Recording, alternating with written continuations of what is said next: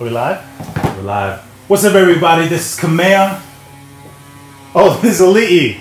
And you are watching episode 6 of Brothers, Business, and Barbells.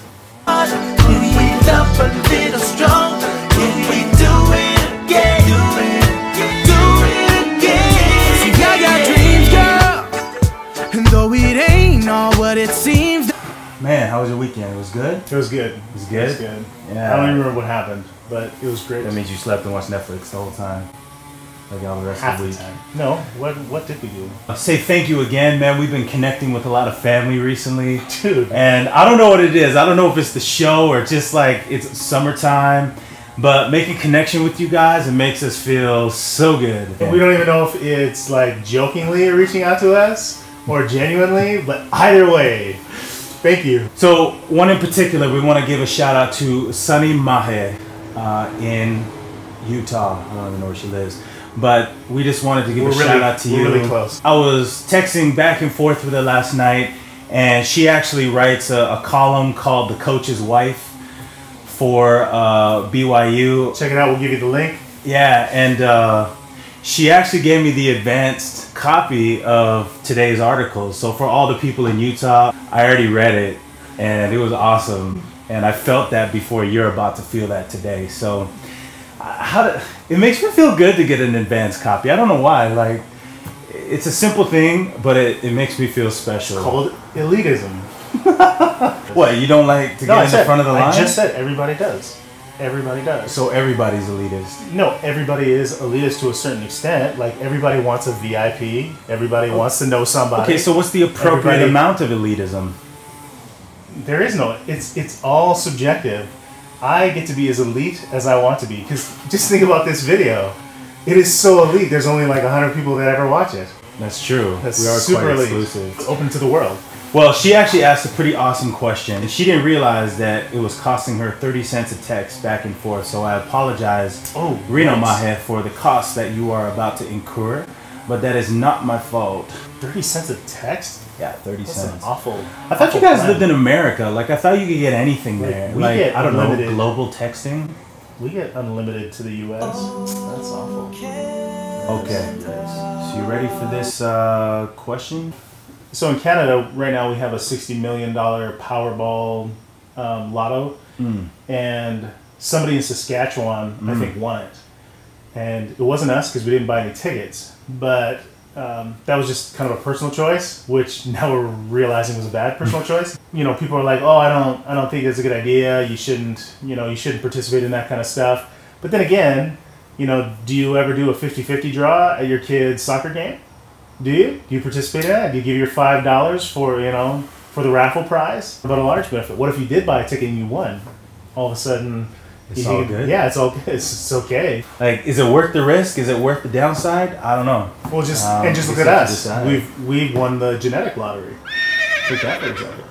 On to the family thing, because Sunny actually asked a really cool question, which I thought was super loaded, but I love loaded questions. Is it genetics?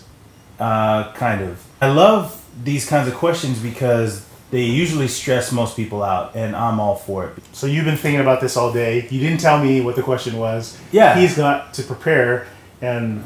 No, but I already knew the answer a long time ago. I've been asked this many times. Okay, let's hear it. I want to hear it. Let's see if I have an answer. So she first wants to know, what's the difference between your Polynesian side and your First Nation side and the other cultures that are in it? Go ahead. Well, for me, we identify with both of them. But at the same time, a lot of the people in both of those cultures don't necessarily identify with us. And so we feel like we're included, but at the same time excluded. And because we're not full anything, well, nobody's really full anything. Well, some people are full of stuff. What are you saying? So, no, I'm just saying... What are you saying exactly? We identify with a lot of great things from both cultures. And I think we have come to the conclusion that if we don't just take the best out of both, then we're really selling ourselves short. If we deny ourselves pleasure of knowing the intricacies of both cultures, that's kind of our fault. And nobody's stopping us from participating. Nobody's stopping us from learning about it. mostly like the history and the language. Nobody's stopping us from doing that. But it's really our fault if we decide not to take out the best from both worlds. That's my opinion. That's awesome. Yeah, thanks. I love it. It's just in my head. I love both. Mm-hmm. I think they're both very rich and exciting. We've actually been surprised about when we're with First Nations, they like the fact that we're Polynesian. And then when we're with Polynesians, they like the fact that we're First Nation. You know what? We actually got the best of both worlds. Yeah, we did. We really did. And we feel very fortunate because of that. So she asked, is one feel more dominant than the other? Yes. My mother dominated my father. She completely dominated the conversation. She dominated with her culture.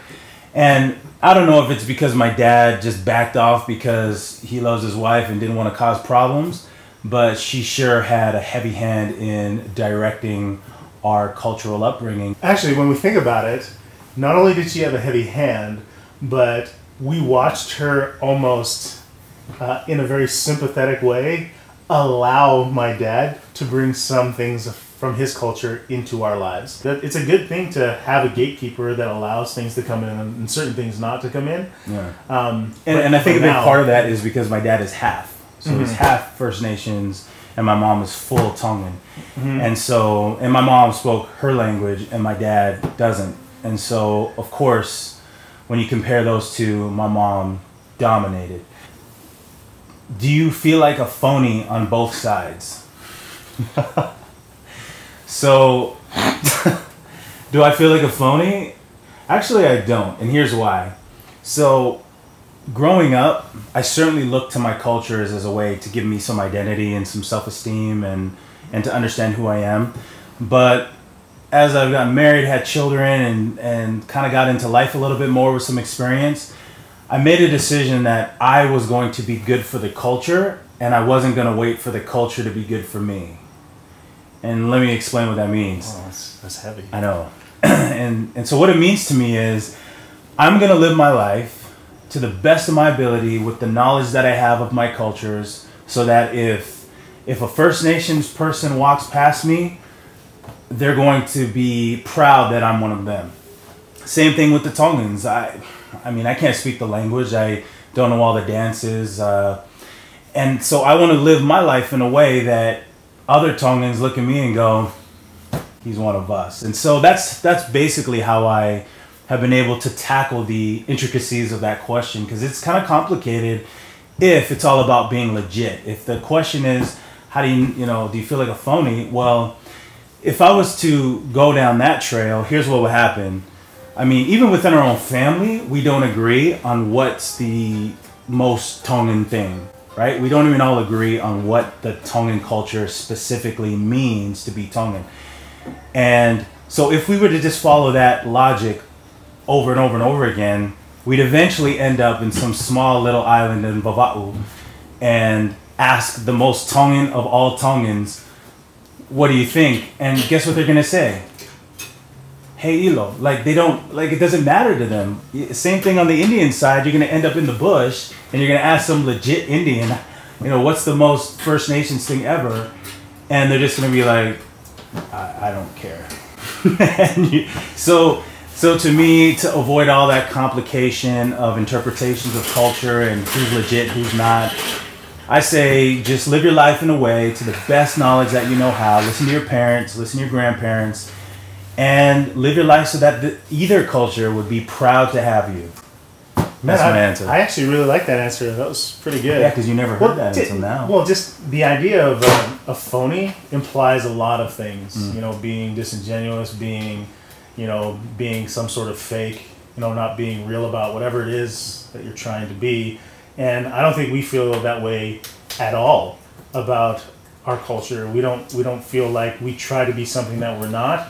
And if we're trying to create our own identity, pulling from everybody else all the time and not kind of finding an identity from within, then maybe we'd be more concerned about that. So, yeah. And here's the other thing: being legitimate is sometimes impossible because maybe your skin is too light and you don't look authentic enough. Mm-hmm.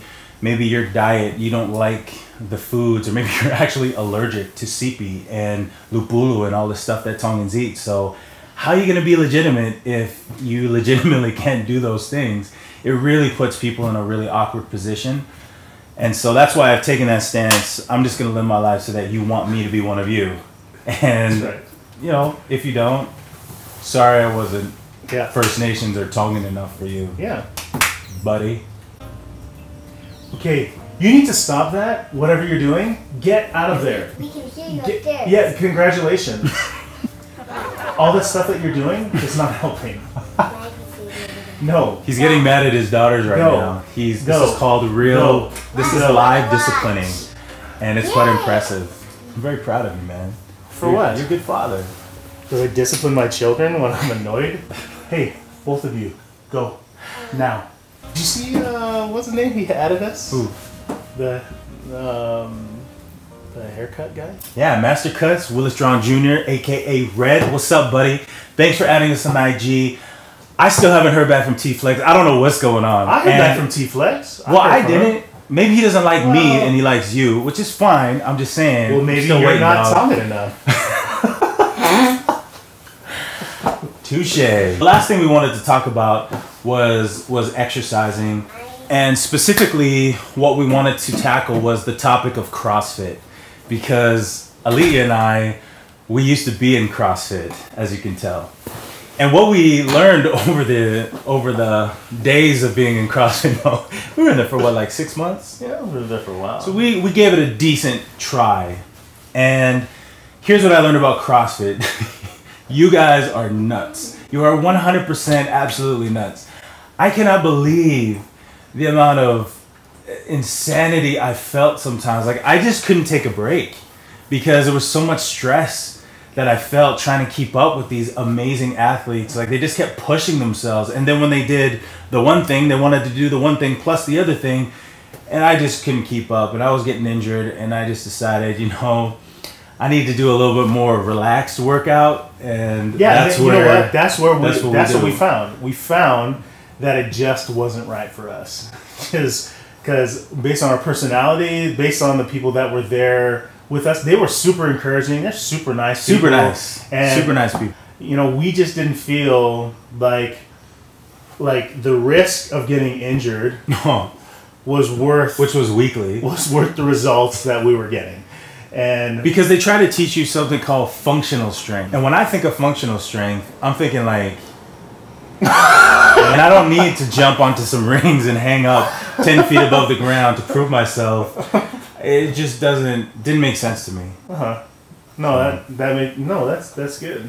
But we definitely think that you know, they're super athletes. They're great at what they do, but it's just not for us. It's not for us. Yeah, sorry. So anyway, episode 6 of Brothers, Business, and Barbells. Tired of the crying girl, tired of the sin.